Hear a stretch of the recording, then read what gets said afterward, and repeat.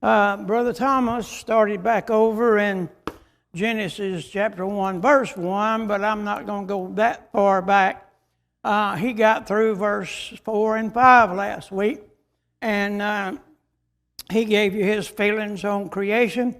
I need to correct something that I said that maybe I didn't make it clear enough a couple of Sundays ago. I said that Isaiah and Ezekiel happened before creation.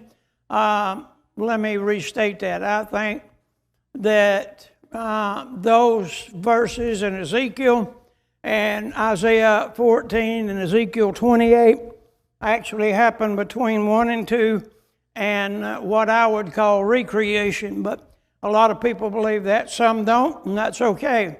I'm not dogmatic about my belief on that because it could go either way. But I feel like that God doesn't create anything that is not perfect. But let's start with verse 6, and it says, "And God said, let there be firmament in the midst of the waters, and let it divide the waters from the waters.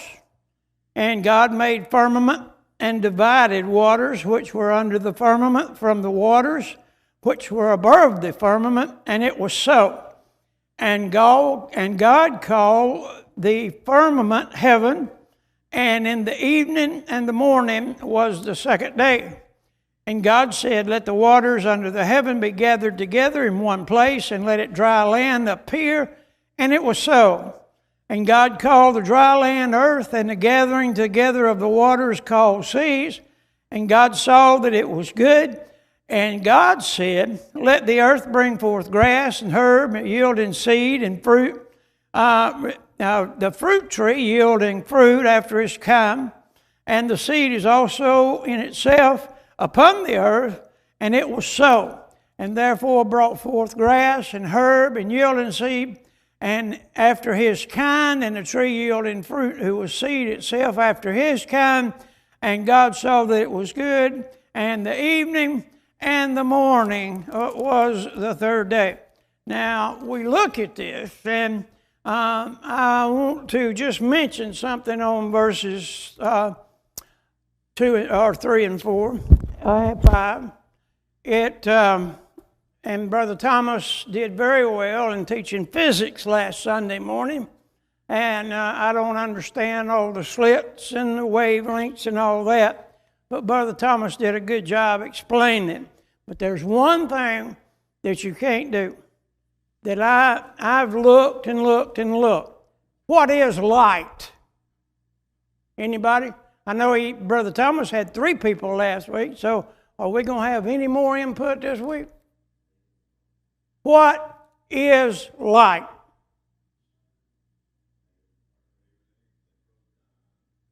Okay, now that's what it's made up of. But what is light? There's actually no definition for light. Jesus is the light of the world. But as far as light and a definition, they have definitions that you can look up, but that's the source of life, the protons and the ions and the atoms and all of that. That is a definition of what light does, but it doesn't give you a definition of light. Now, in verses 3 through 5, God dealt with what? The darkness. It was dark upon the face of the deep. So God is creating. Now, as I was studying a little bit more this week and looking in Genesis, we ought to be excited about a God that loves puny old you and puny old me, that spoke these things into existence. Now, I can't tell you what light is. I can tell you what it does. I can tell you what its physics. And going back to Brother Thomas last week, physics is a constant. It's an absolute. You know what that absolute is? Anybody? But what is an absolute truth? physics. E equal mc squared. Now, E is what light does. You know, it's the energy. So there is energy behind all this. And the amazing thing, even with the absolute, it equals mass multiplied by speed of light squared. So that's what E equal mc squared means. So that's how you get physics. Now, God didn't wave his hand. He didn't wave a magic wand. The Bible said he what? Spoke. God dealt with the darkness. Now in verses 6 through 8, God deals with disorder. It was totally in disorder. Now, to me, in looking at this, we ought to have a running shouting fit that God would care for us enough to deal with us and bring us to the knowledge of the truth where we could get saved. It's amazing to me that we look over Genesis 1, and of course they try to do away with Genesis 1, and if they do away with Genesis 1, they have to do away with Romans 5. If they do away with Romans 5, then Jesus wasn't the Son of God. So it all dwells in Genesis 1. And God was the only eyewitness to creation. God the Father, God the Son, and God the Holy Spirit. If you can go into chapter 7, now here it says God created Adam, but then he said he rested on the seventh day. We won't get into that. But you have to look. God created for 6 days. Now, if you want to look, Matthew, I don't remember the chapter right now, but Jesus said there's 12 hours in a day. And there's 12 hours in the night. But to count it as a full day, morning and evening, you had to count morning and night, which is 24 hours. I believe beyond the shadow of a doubt, God created heaven and the earth in 24 hours.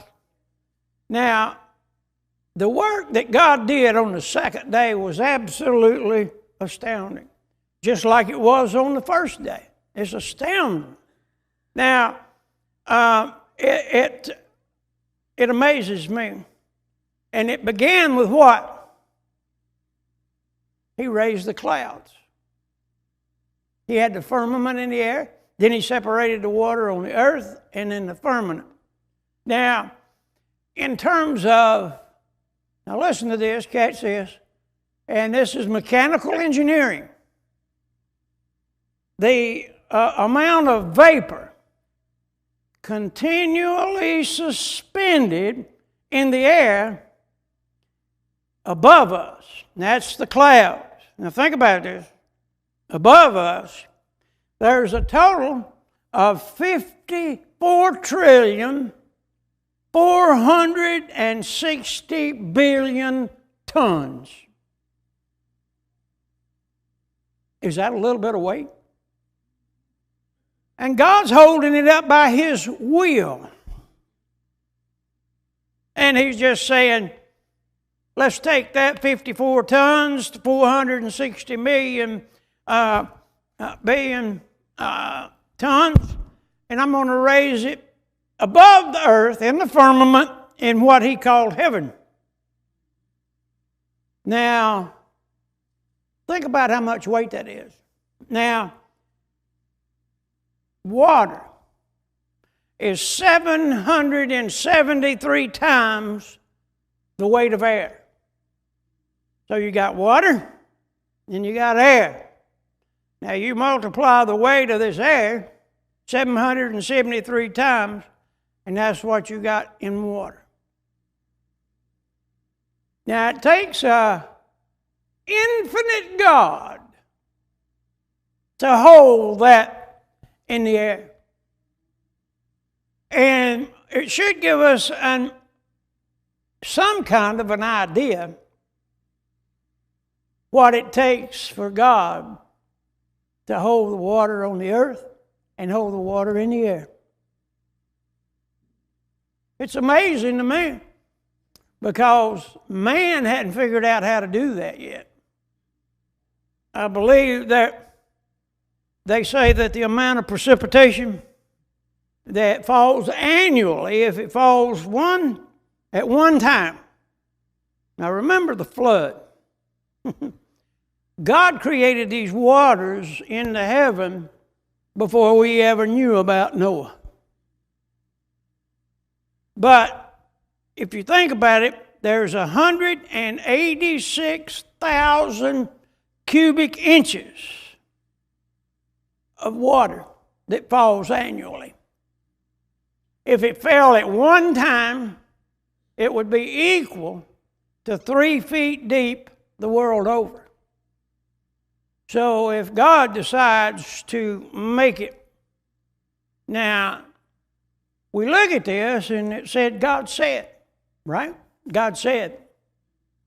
And the constant, I don't understand this because I'm not a physicist and I'm not a mechanical engineer. But the constant amount of water is continually in the air caused by what? Evaporation. And what causes the evaporation? The sun. So it's amazing to me that God, light. It's amazing to me that God controls that with His will. And at the same time, and this boggles my mind. Now, if you can explain it to me, please do. How an infinite God who lives in the past, present, and future, it's His timeline, not ours. But He lives because what did Jesus say when He was on the earth? Before Abraham, what? I am. So He's living thousands of years behind Abraham, but even before Abraham, He is. Now, how do you explain that? Very simply, God's into time travel. Now, you say, well, how can that be? Well, let me give you an illustration. God looks down and He sees everything, right? Now, how many's been to the Grand Canyon? It's amazing, isn't it? Have you been down in the valley? Down in where the river flows through? Okay. Imagine this. You're standing on the banks of the river that's going through the Grand Canyon. What do you see? You see a wall over there. You see a wall over here. You see water coming from here and going to there. And that's all you can see. But once I take you and I magically pick you up and put you on the edge of the mount or the edge of the opening or whatever you want to call that big gully that God made, you see everything way, way back there, and you see way, way up there. And that's how God is. God is here, but He sees both. He lives in both. Now, don't ask me to explain that. When we get to heaven, maybe we'll find out. We'll be perfect. We'll be as He is. Now, God raised the continents. Now, people say, well, Moses said that all the seas were in one place. Well, did you know that scientists used to think that we got our water from comets passing close to the earth? And I'm saying, duh. But then later on, they found out that it's underwater. And, well, let's look at it. It says they discovered, and Jacobson was a scientist, and he says there's good evidence the earth's water comes from within. So Moses knew what he was talking about when he said the seas are together. All the seas are embedded in the earth. and they flow out from that. The oceans, the seas, everything. Now, we look at this, and Moses had never seen the Atlantic and the Pacific, had he? Had he been to Europe? The only thing he was probably familiar with was the Nile while he was raised in Egypt, and probably the Mediterranean. So we look at that, and God spoke to Moses and he wrote. Now, if you want to look, there was a paper published in the Journal of Science in 2014 that talked about the water coming from within. But then God said what? He sets its bounds. He raised the continents. Now, how many's ever heard of Sir Robert Grant? Me, I've heard of him. He was a songwriter. Wrote some beautiful songs back in 1700s. I want you to listen to this, and this already caused you to have a running fit. Lord, the Lord of earth, thy forming hand, well, thy beauteous frame hath planned. Woods that wave and hills that tower, ocean rolling over in his power. Yet amidst the scene so fair, should I cease thy smile to share? What were all these joys to me? Whom have I on earth but thee? God is who we have on earth. I think that's a beautiful poem, because after everything's said and done. Now, we look at, let's go ahead, and we already read down through 13 the third day. But we look at this, 11 through 13, God dealt with the deadness. The earth was without form and void. There was nothing growing, as far as I know, until the third day. And God said, let's see. And God said, let the waters be under the heavens and gather together into one place, and let the dry land appear, and it was so. And God called the dry land earth, and the gathering together of the waters he called seas, and God saw that it was good. And God said, let the earth bring forth grass, the herb yielding seed, the fruit trees yielding fruit, after what? His kind. Now, God used the masculine pronoun. Did he not? That ought to tell you something. And we go on to read, and it says, whose seed is in itself upon the earth, and it was so, that may fly above the earth in the open firmament of heaven. Oh, I skipped way down there. I'm sorry. But the earth itself kind, God saw that it was good, and the evening and the morning was the third day. Now, we look at that, and we see the third day, and he named what? 3 different types of seed, right? And the 3 Hebrew words used there, one of them is deshe, which is translated grass, eseb, which is translated herb, and peri, which is translated fruit. Now, why did he do it in that order?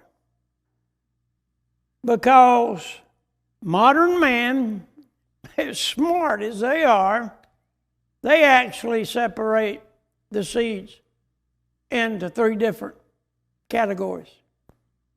The first plant seed is particularly because it can't be seen. You don't see grass seed, do you? I mean, you go to the store and buy it, but as far as out in the pasture, go out there and find me some grass seed. And when you do, I'll say, thank God for you. And the second seed has a feature. It's an herb. Is that not a feature? That seed is an herb that God planted. And the third one is a fruit. Now, the botanists today, and everybody know what a botanist is? Sometimes they're a little bit crazy, but they're still botanists. They divide it into three categories. They say that cotyledons are the seedless plants or grass. The monocotyledons are bearing plants. They are seed-bearing plants. There's a lot of plants. You know, tomatoes, it bears the fruit, and you can see the seeds, right? But the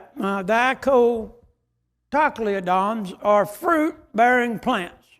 Now, all of this goes back to Genesis chapter 1 and verse 12. All of it reverts back. And Moses cataloged the earth's vegetation by simple natural division, using his guide the structure of plant and seeds. Now, listen to this. This blew me away. Now, nowhere, and I mean nowhere, can you find where God went through the earth throwing out seeds. He spoke it, did he not? Now, it's amazing to me. Now, while God was on earth, Jesus, God in the flesh, he ran some miracles. You know what those miracles were? I'll get to them in a few minutes, maybe. But Jesus took over what? What did Adam do? He allowed Satan to take away his sovereignty because Adam was over everything. And I heard I won't call him a preacher, but he said Adam could fly. Now, maybe he could, but I'm not going to use the excuse that he used, that God gave him dominion over the fowls of the air. He did, but I don't see anywhere where it said Adam could fly and check out the fowls of the air. But I know God brought the animals to him and he named them. And again, I want to ask Adam, where in the world he come up with hippopotamus? But he named them. And Moses did, but there are estimated 100,000 species of plant life on the globe, more than 5,000 different types of grass after its kind. Genesis 1. After its kind is repeated 10 times in Genesis 1. Now, God decreed that every living thing produce after its kind. Right? He took into the ark 7 clean animals, 2 of the unclean. The 2 unclean were there simply for one purpose only. That was to live, reproduce, and re-inhabit the earth. The unclean, what God called unclean. Now the clean was there for what? For them to eat. They had to have something to eat. I'm sure, well, maybe Moses did have a greenhouse in the ark. I don't know. I don't think so, but they had clean animals, 7 of them. They had to have something to eat. But what was the main reason for having so many clean animals? Sacrifice to God, because when the ark landed, they made a sacrifice to God. Read it. It's in Genesis. If we ever get there. But You can have something, I don't care what it is. I've seen people mix tigers and lions. They call it a liger. But it's still a cat in the cat family. You can mix within the same breed. But never, never, never has man been able to create something in cross genes. Not Levi's, but scientific genes. They've never done it. They've messed up. They've created some horrible things that they destroyed. But the bottom line is, God said it was going to be after its kind. You can breed a German Shepherd and a Doberman, you got a mean dog. But it's still a dog. But you can't put a cat and a dog together and get a dat. It just don't happen. God said, reproduce after your own kind. Now, God dealt with the darkness. He dealt with, let me get back over here. I can't even remember my own notes. He dealt with the darkness. He dealt with the deadness right here in 11 through 13. And everything was dead. There was nothing there till God spoke it. Now, that's amazing to me. Now think about something for a minute. The same God that, well, I've heard people say he stepped out on to nothing because there's nowhere to stand. He reached out into nowhere because there's nowhere to reach. And he spoke everything to where there was nothing. And that's true.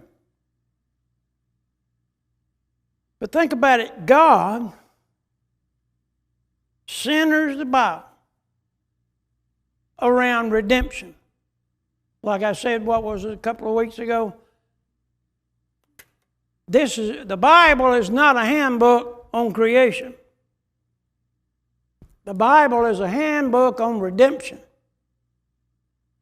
Creation cost him nothing.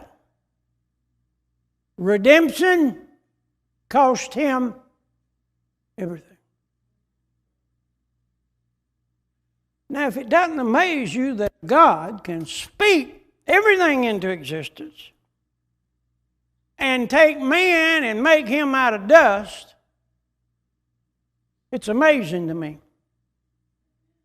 that God would look down on David Cornett some 6,000 plus years later and say, I want that little boy to do some things for me. And look down at Ken and say, I want him to do something, and Lee, and everybody in here. That God looked down through eternity, and Jesus hanging on the cross, what? Saw. And his soul was satisfied. You know, it's... How can a God that creates a world, how could he not create a man that wouldn't sin? He's God. It's not me to question him. The angels had free will. Lucifer. You know, everybody's got a picture of Lucifer. Red. He's on flames. Got a long pointed tail and a pitchfork. I want you to do me a favor sometime when you got a minute and you go to the post office and look on the wanted posters. A lot of those guys and gals are good-looking people. Lucifer was the most beautiful angel, most beautiful archangel, till pride got in his heart. We'll get into that. But God dealt with the deadness. Now, in verse 14, And God said, let there be lights in the firmament of the heaven to divide the day and the night, and let them be for signs and seasons and for days and years. There was no such thing before the fall as a day and a year. Well, I guess there was, but it's defined after the fall. How long was it Adam and Eve was in the garden before they fell? Does anybody know? Anybody know? How long was it after the 6 days? Now this is Davidology, and listen to me and understand. I don't think Satan just walked up to Eve one day and said, hey, ain't that a good looking tree? Go take a bite. I think Eve had to be wooed a little bit. Walking through the garden and looking at things, and maybe she saw the tree of good and knowledge. And she said, that's a pretty tree, beautiful tree. I can have the tree alive because I'm supposed to live forever. But Satan came by and he said, doesn't that tree look good? And you say, cattle don't talk. Well, ask Balaam's donkey. But we look at that and we see that I think it took more than just 10 minutes for him to persuade her that it was good looking and it's delicious. Now, I can't imagine. Have you ever been somewhere you've never been before? And you recognize some strange scents that smell good, some strange views that are beautiful? Imagine Adam and Eve. Getting way ahead of myself. But we see that God established the natural law. 15, he said, and let there be lights in the firmament of the heaven to give light upon the earth, and it was so. And God made two great lights, the greater light to rule the day and the lesser light to rule the night. He made the stars also. I mentioned this 2 weeks ago. He made the stars also. 5 words. Now, it's amazing to me that God said 5 words and He created the stars. You know? And it just blows me away. And then there's 50 chapters. Not 5 verses, not 5 words, but 50 chapters on the tabernacle. That's where God's concern is, redemption. And He planned for redemption.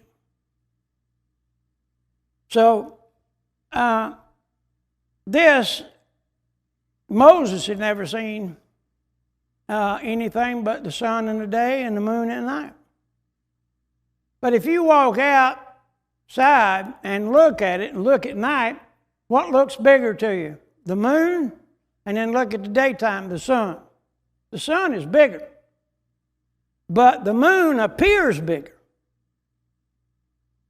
And Moses said, let the greater light, which is the biggest light, rule the day, and the lesser light, the moon reflects light, night. And now this is what really got my attention. The star Antares. Now, Antares is so large it could swallow up, listen, 64 million suns the size of Earth.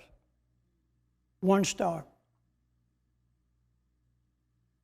In the constellation of Auriga, the star Epsilon is so vast in diameter 3,000 times that of our sun, and it has the volume of 27 billion times our sun. Now, 1 billion, they say 1 billion stars in our galaxy. 100 million galaxies are known. And they have, and look at that, the postulation, assumption of the existence, and can you imagine, is 1 billion. Now the Bible tells us all this. Now, we look at this, and we wonder, and I do, you may not, but I wonder what amazement it was. Have you ever seen a newborn baby as they grow? What do? They look around. And when they want to get your attention, they lie. They cry. But they're in amazement at what they see. Now, I don't understand. Well, I got a baby. My dad said I had 2 brains, one the size of a BB and one little bitty thing. So he was probably right. But to imagine what Adam and Eve was going through when they saw what they saw. Now, we look in the human being created. Now, we look at that. And he says, let there be lights in the firmament there, and he saw it was good, and the evening and morning was the 4th day. And God said, let the waters bring forth abundantly, and the moving creature that hath life, and fowl that may fly above the earth, and open firmament of heaven. And God created what?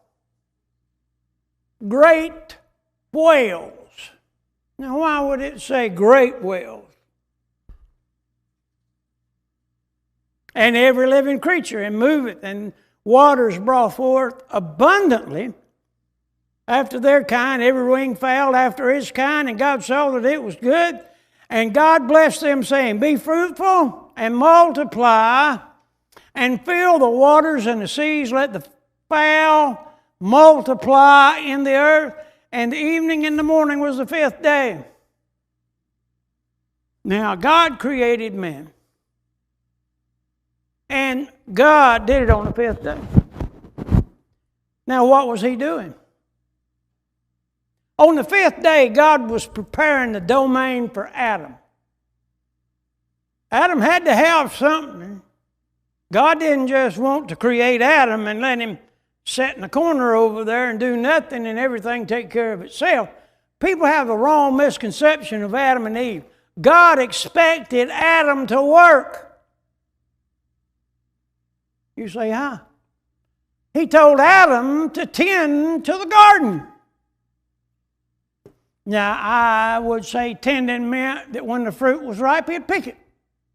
I would say tend it because there's no weeds. I don't think God created the weeds until after the fall. That's my opinion. That's Davidology. You can believe what you want to, and I won't argue with you. But God intended for Adam to work, not just to sit around and enjoy what God had given him. He expected him to do something. Now, God filled the sea with fish and the air with fowl. Now, this amazed me because I did not know this. And fish and fowl have a lot of things in common. Did you know that? I didn't know that. They have streamlined bodies so they can move quickly in their habitat. They are covered like shingle on a roof. The fish have scales, except the catfish, and this is a bottom feeder. And you have feathers that are layered on birds. And both of them, I didn't know this, both of them have hollow, light bones. Both of them lay eggs, and they both have migratory instincts. Now, I'm going to try to get through this, if I can find what I brought. What did I do with it? But anyway, they have homing instincts. You know, salmon Salmon have homing instincts. They just, they know where to go. It's natural for them. And I had it, but I don't know what I did with it. So anyway, as we carry on. But only an infinite God can work on such a magnificent scale. There's no bigness or smallness to God. Did you know? Now listen to me. I wanted to show this. Oh, here it is. Now, what is that? Don't be shy. It's what?